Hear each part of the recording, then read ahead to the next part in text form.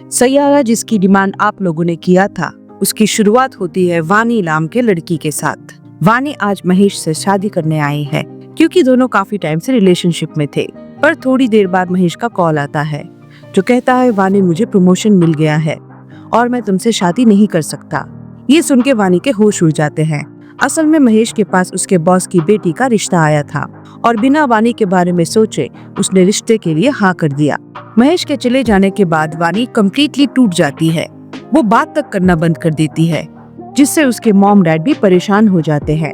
ऐसे ही 6 महीने गुजर जाते हैं। वानी रोज अपने डायरी में कुछ न कुछ लिखती रहती है। फिर एक दिन वानी की माँ उसे समझाती है कि ऐसे जिंदगी कभी आगे नहीं बढ़ेगी। महेश को भूल जाओ और अपने लिए कुछ करो। अगले दिन वानी जॉब इंटरव्यू के लिए निकलती है। रास्ते में उसे एक लड़का दिखता है जो अपनी ही धुन में चला जा रहा है। जब वानी मीडिया हाउस में इंटरव्यू के लिए जाती है तो उसका डायरी बाहर ही छूट जाता है। इंटरव्यू के बाद उसे जॉब भी मिल जाती है। तभी वही लड़का आता है जिसे वानी ने रास्ते पे देखा था।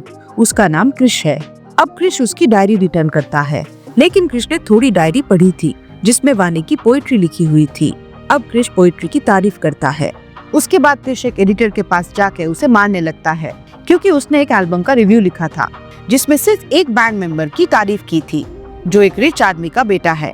क्रिश कहता है कि पूरा बैंड हमारा है तो सिर्फ एक लड़के का नाम क्यों? फिर क्रिश उस लड़के का नाम पोस्टर से हटा देता है। इसी बात पर क्रिश और उन लोगों के बीच फाइट हो जाती है। असल में क्रिश एक रॉक स्टार बनना चाहता है जिसके करोड़ों फैंस हो, इसीलिए वो अपने काम को बहुत सीरियसली लेता है। फिर क्रिश के दोस्तों में से कुछ गुस्से में कहते हैं कि अब हम तेरे साथ कोई शो नहीं करेंगे। सिर्फ एक दोस्त केवी अभी भी उसके साथ खड़ा रहता है। अब क्रिश अकेले जाके शो करता है और लोगों को उसकी परफॉर्मेंस पसंद आती है।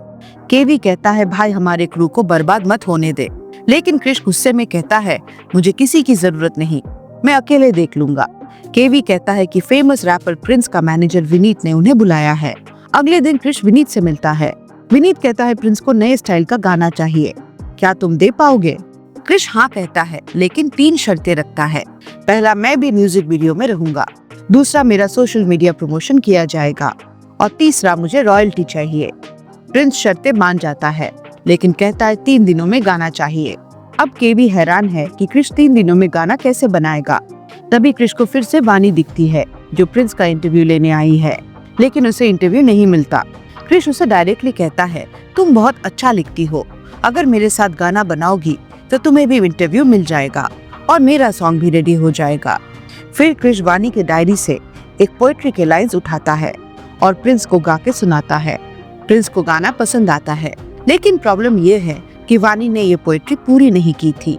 क्रिश कहता है मैं 3 दिनों में गाना बना के दूंगा। अगले दिन वो वानी को अपने स्टूडियो में बुलाता है और लिखने को कहता है, लेकिन वानी को पोएटिक फील नहीं आ रही है। जब क्रिश उसे फोर्स करता है तो वानी कहती है पोएट्री दिल से लिखी जाती है, ऐसे ही नहीं लिख सकती, मुझे एक अच्छा एनवायरनमेंट चाहिए। दरअसल महेश के धोखे के बाद वानी प्यार के बारे में लिख नहीं पा रही थी। फिर क्रिश उसे एक ग्राउंड पे ले जाता है जहाँ पे वो खुद भी अपने माइंड को काम करने के लिए अक्सर जाता है। वहाँ क्रिश वानी को वो सब फील करवाता है जैसा वो चाहता है कि वो महसूस करे। अब वानी को भी अच्छा लगने लगता है और दोनों मिलकर 2 दिन में गाना रेडी कर लेते हैं। अब वानी ने वो गाना लिख दिया था। इन 2 दिनों में वानी फिर से थोड़ी खुशी महसूस करती है। जब क्रिश वो गाना प्रिंस को सुनाता है तो उसे पसंद आता है, लेकिन वो कहता है इसमें उसका रैप भी होना चाहिए। क्रिश तुरंत कहता है हाँ हो जाएगा, लेकिन ये बात वानी को पसंद नहीं आती। उसका कहना है ये गाना दिल से लिखा गया है, इसमें रैप डाल के बेकार मत करो। क्रिश कहता है मैं गरीबी में नहीं मरना चाहता और इतनी बड़ी डील नहीं छोड़ सकता। तभी क्रिश के पास पुलिस आती है क्योंकि उसका ड्रंकर्ड फादर सड़क पे हंगामा कर रहा था। पुलिस कहती है अगली बार कुछ ऐसा हुआ तो तुझे और तेरे बाप दोनों को जेल में डाल देंगे। क्रिश गुस्से में अपने बाप को धक्का देता है और कहता है तुम मुझे सुकून से जीने दोगे या नहीं। ये कहकर वो वहाँ से चला जाता है और वानी देखती रह जाती है। अब केवी बताता है कि क्रिश की माँ की मौत के बाद उसका बाप नशा करने लगा था, इसीलिए क्रिश उससे नफरत करता है और जल्दी एक बड़ा आदमी बनना चाहता है। बाद में जब क्रिश ग्राउंड में उदास बैठा है तो वानी आती है और कहती है मैंने गाने के साथ रैप भी लिख दिया है, तुम प्रिंस को दे दो। और बताती है एक टाइम था जब मेरी लाइफ भी कम्प्लीटली बदल गई थी। जब महेश ने मुझे शादी के टाइम पर धोखा दिया था तब मेरी दुनिया भी हिल गई थी। लेकिन जब मैं तुमसे मिली तब मुझे फिर से खुशी का एहसास हुआ। अब तुम खुद को इतना मत तड़पाओ, मैं चाहती हूँ कि मैं तुम्हारी थोड़ी हेल्प कर दूँ, इसीलिए कुछ भी हो तो जरूर बताना। ये सुनकर क्रिश इमोशनल हो जाता है, क्योंकि उसकी माँ के बाद पहली बार किसी ने उससे इतना प्यार से बात की थी, और वो कहता है मेरी मदद कर दो। तब वानी क्रिश को सबसे पहले उसके पापा के पास ले जाती है, जो फिर से उधार की शराब पी रहा है। जब वहाँ का ओनर उन्हें निकालने लगता है तो क्रिश आके उन्हें अपने साथ ले जाता है। फिर वानी के कहने पर क्रिश उन्हें रिहैब सेंटर में एडमिट कर देता है, पर यहाँ की फीस 9.5 लाख पर ईयर थी। क्रिश कहता है मैं पैसों का जुगाड़ कर लूंगा, बस इनकी शराब छूट जाए। फिर क्रिश विनीत के पास जाता है और कहता है मुझे इस गाने के लिए कोई रॉयल्टी वगैरह नहीं चाहिए, बस 10 लाख रुपए दे दो। विनीत उसे पैसे दे देता है, मतलब अपने पापा के लिए क्रिश ने अपनी डील भी छोड़ दी थी। ये देखकर वानी समझ जाती है कि क्रिश बाहर से सख्त है, लेकिन अंदर से दिल का बहुत अच्छा है। रात को क्रिश वानी को उसके घर ड्रॉप करता है और कहता है आज हम लास्ट टाइम मिल रहे हैं, क्योंकि अगर तुम मेरे साथ रहोगी तो सिर्फ दुखी ही रहोगी, मेरा नसीब ही ऐसा है। ये सुनकर वानी उदास हो जाती है, क्योंकि उसे अब क्रिश पसंद आने लगा था। फिर कुछ दिनों बाद प्रिंस का कॉन्सर्ट होता है, जहाँ क्रिश भी अपना गाना सुनने आता है। तभी पीछे से वानी उसे बुलाती है, जिसे देखकर क्रिश को भी एहसास होता है कि वो वानी से प्यार करता है। अब दोनों यहाँ किस करते हैं। फिर दोनों क्रिश के घर जाते हैं, जहाँ इनके बीच इंटीमेसी होती है। उसके बाद वानी क्रिश से पूछती है क्या तुम्हारा कोई दोस्त नहीं है। क्रिश कहता है उनसे झगड़ा हो गया। वानी अगले दिन क्रिश को उसके दोस्तों से मिलाने ले जाती है। उसके फ्रेंड्स क्रिश को देखकर खुश होते हैं। फिर ये लोग मिलकर एक नया गाना बनाते हैं, जो वानी ने लिखी है। गाना रिलीज होते ही हर जगह ट्रेंड करने लगती है। अब क्रिश और वानी की लाइफ अच्छी चलने लगती है। फिर एक दिन जब क्रिश वानी को घर ड्रॉप करता है, उसके मम्मी पापा देख लेते हैं। वानी की माँ उसे समझाती है वो लड़का मुझे ठीक नहीं लगता, अगर उसने तेरा फायदा उठा लिया तो पहले से ही तेरा दिल टूटा हुआ है। उधर क्रिश वानी के पापा को उसका बैग देने आता है। तभी वानी को अचानक चक्कर आ जाता है और वो बेहोश हो जाती है। जब हॉस्पिटल में उसका चेकअप होता है तो डॉक्टर कहता है अभी तो सब ठीक लग रहा है, लेकिन कुछ और टेस्ट किए हैं जिनके रिपोर्ट्स बाद में मिलेंगे। इस दौरान क्रिश बाहर ही इंतजार करता है, जो वानी के पेरेंट्स नोटिस करते हैं। फिर जब क्रिश वानी से मिलने जाता है तो वानी की माँ कहती है मेरी बेटी के साथ टाइम पास मत करना, अगर शादी करने का इरादा है तो ही पास जाना। क्रिश बिना कुछ बोले वानी के पास जाता है और कहता है अब हम शादी कर लेते हैं। वानी समझ जाती है कि ये सब उसकी माँ का प्रेशर है। तब वो कहती है अभी तुम अपने करियर पे ध्यान दो, शादी हम बाद में कर लेंगे, तुम उसकी टेंशन मत लो। फिर क्रिश अपने दोस्तों के साथ एक शो के लिए बाहर जाता है, जहाँ कई फैन सिर्फ उसे सुनने आते हैं। केवी कहता है तेरा सपना सच होते नजर आ रहा है, लेकिन क्रिश उतना खुश नहीं होता, क्योंकि उसका माइंड अभी भी वानी में ही उलझा हुआ है। इधर वानी हॉस्पिटल से अपनी रिपोर्ट लेने आती है। डॉक्टर उसे पूछता है क्या तुम्हें सब कुछ याद रहता है। वानी कहती है नहीं, मैं अक्सर भूल जाती हूँ, इसीलिए डायरी में लिख लेती हूँ। तब डॉक्टर बताता है तुम्हें अल्जाइमर्स हो गया है, अभी इनिशियल स्टेज में है, लेकिन धीरे धीरे बढ़ेगा। तुम्हें ना अपना परिवार याद रहेगा ना तुम्हारा प्यार। ये सुनकर वानी शॉक्ड हो जाती है। डॉक्टर कहता है ये बात अपने पेरेंट्स को बता देना, लेकिन वानी चुपचाप वहाँ से निकल जाती है। फिर जब क्रिश टूर से वापस आता है तो सीधे वानी से मिलने जाता है। वानी उसके कॉल्स भी रिसीव नहीं कर रही थी। क्रिश पूछता है जिस चीज के करीब मैं पहुंच रहा हूँ उसमें मुझे सुकून इसीलिए नहीं मिल रहा क्योंकि तुम मेरे साथ नहीं हो। तुम मेरे साथ रहो, मुझे अच्छा लगता है, हम दोनों मिलके आगे बढ़ेंगे। क्रिश को इतना खुश देखकर वानी अपने बीमारी के बारे में कुछ नहीं बताती। अगले दिन जब वानी अपने जॉब पे जाती है तो वहाँ उसे महेश मिलता है, जिसे देखकर वानी हैरान रह जाती है। पता चलता है कि महेश की कंपनी ने इसी मीडिया हाउस में फंडिंग की है, मतलब महेश अब वानी का बॉस बन गया है। वानी सीधे क्रिश के पास जाती है। उस दिन क्रिश टूर के लिए निकल रहा था। वानी उदास होकर कहती है मैं अपनी जॉब छोड़ दूंगी। फिर वो अचानक क्रिश का सामान दोबारा पैक करने लगती है, जो देखकर क्रिश भी हैरान हो जाता है, क्योंकि थोड़ी देर पहले ही वानी ने उसका सामान ऑलरेडी पैक किया था। क्रिश पूछता है ये तुम दोबारा क्यों कर रही हो। वानी तुरंत बहाना बनाती है बस मेरे दिमाग से निकल गया और कुछ नहीं। उसके बाद क्रिश अपने टूर के लिए निकल जाता है। रात को वानी ऑफिस पार्टी में जाती है, जहाँ उसकी मुलाकात महेश से होती है। महेश वानी को छेड़ता है कि मैं तुम्हें कितना मिस करता हूँ, क्या तुम्हें पता भी है? तब वानी एकदम से कहती है, हम तो साथी हैं, फिर मिस क्यों कर रहे हो? असल में वानी अब फिर से सब कुछ भूल चुकी है। उसे लगता है कि महेश और वो अभी शादी करने वाले हैं। वानी महेश का हाथ पकड़ लेती है, जिसे देखकर महेश चिल्ला देता है और सारे लोगों के सामने कहता है, इसकी जॉब जा रही है, इसीलिए इसने मेरा हाथ पकड़ लिया।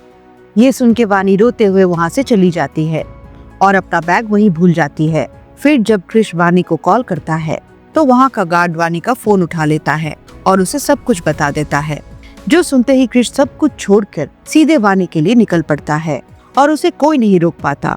फिर सबसे पहले क्रिश वानी का बैग लेने जाता है और उसमें उसे वानी की मेडिकल रिपोर्ट्स मिलती है, जिसमें लिखा होता है कि वानी को अल्जाइमर्स है। ये देखकर क्रिश परेशान हो जाता है। उसे आइडिया था कि वानी कहाँ मिलेगी, इसीलिए क्रिश उस ग्राउंड पे जाता है जहाँ उसे वानी मिल जाती है।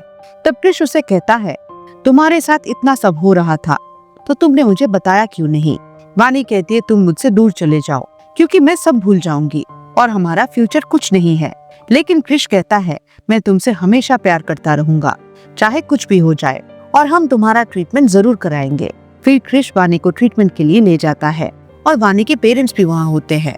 डॉक्टर बताते हैं कि दवाई स्टार्ट कर दी है, लेकिन वानी को किसी शांत जगह लेकर जाना होगा ताकि दिमाग पे स्ट्रेस ना हो। क्रिश इस बात के लिए मान जाता है और वानी के फैमिली वाले भी रोकते नहीं। उसके बाद वानी क्रिश के साथ शहर से दूर चली जाती है, जहाँ ये दोनों सिर्फ गाने बनाकर लाइफ एंजॉय करते हैं। वानी हर वक्त क्रिश के साथ खुश थी।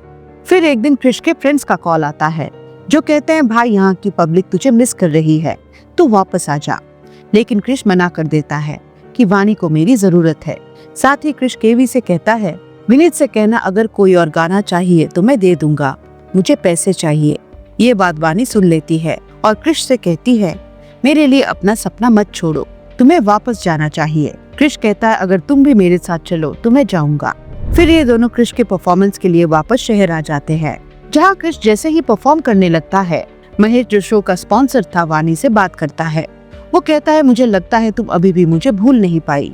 वानी एकदम से पुरानी यादों में खो जाती है और कहती है, मैं तुम्हें कभी भी भूलना नहीं चाहती थी। फिर महेश वानी का फायदा उठाने के लिए एक रूम में ले जाता है। वहीं परफॉर्मेंस के बीच क्रिश की नजर वानी को ही ढूंढ रही है। जब महेश कुछ करने वाला है तभी क्रिश आ जाता है और वानी को बचा लेता है और महेश को खूब मारता है।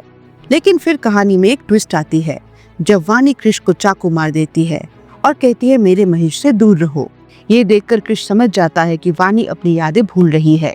वो किसी तरह वानी को संभालता है। फिर क्रिश के पापा भी आ जाते हैं, जो अब शराब छोड़ चुके हैं और क्रिश से माफी मांगते हैं। क्रिश भी उन्हें माफ कर देता है। अगली सुबह वानी क्रिश के पास आती है और कहती है, चलो आज तुम्हारा शो है। क्रिश कहता है, वो कल था और काफी अच्छा गया। असल में अब वानी छोटी छोटी बातें भी भूलने लगी है। फिर क्रिश एक नया गाना बनाने का सोचता है। वानी कहती है, मैं एक ऐसा गाना लिखूंगी जो सबके दिल को छू जाए। इसके बाद क्रिश महेश से माफी मांगने जाता है ताकि उनका बैंड स्पॉन्सर ना छूटे। लेकिन केबी कहता है, किसी से माफी मांगने की जरूरत नहीं है। फिर केबी क्रिश से कहता है, तू रॉक स्टार बनने वाला है, वानी को उसके माँ बाप के पास छोड़ दे। लेकिन क्रिश कहता है, वानी ने ही मेरी जिंदगी को रास्ता दिया है, मैं उसके साथ ही खुश हूँ। फिर जब क्रिश घर आता है तो देखता है कि वानी गायब है। वो उसे हर जगह ढूंढता है, पुलिस कंप्लेन भी करता है, लेकिन वानी नहीं मिलती। फिर एक दिन उसे वानी की डायरी मिलती है, जिसमें एक नई पोएट्री लिखी हुई है। उदास दिल से क्रिश उस पे गाना बनाता है। सोचता है कि जब वानी ये गाना सुनेगी तो जरूर वापस आ जाएगी। ऐसे ही 1 साल गुजर जाता है और अब क्रिश एक बड़ा रॉक स्टार बन चुका है। वो वर्ल्ड टूर पे है, लेकिन उसे वानी की याद हर जगह आती है। एक दिन क्रिश लंदन शो के लिए जाता है। तब केवी उसे बताता है कि लोग उसके गाने की रील्स बना रहे हैं। तभी एक हिमाचल के रील में केवी को वानी दिखती है। वो तुरंत क्रिश को बताता है। ये सुनकर क्रिश अपना शो छोड़ देता है और इंडिया आ जाता है।